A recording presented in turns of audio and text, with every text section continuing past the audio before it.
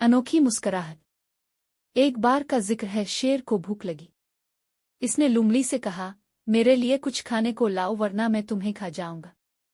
लूमड़ी एक गधे के पास गई और कहा, शेर तुम्हें बादशाह बनाना चाहता है, मेरे साथ चलो। जैसे ही शेर ने गधे को देखा, इस पर हमला किया और उसके कान काट दिए, लेकिन गधा किसी तरह बचकर भाग निकला। गधे ने लूमड़ी से कहा, तुमने मुझे धोखा दिया। शेर ने मुझे मारने की कोशिश की। लूमड़ी बोली, ऐसा मत सोचो। इसने तुम्हारे कान इसलिए काटे ताकि तुम्हारे सर पर ताज रखा जा सके। चलो वापस चलते हैं। ये बात गधे को समझ में आ गई और वो दोबारा शेर के पास चला गया। इस बार शेर ने इसकी दाम काट दी। गधा फिर से बच गया और चीख कर कहा, अब की बार इसने मेरी दाम काट दी। तुम झूठ बोल रहे थे। लूमड़ी बोली, इसने सिर्फ तुम्हारी दाम इसलिए काटी ताकि तुम तख्त पर आराम से बैठ सको। चलो वापस चलते हैं।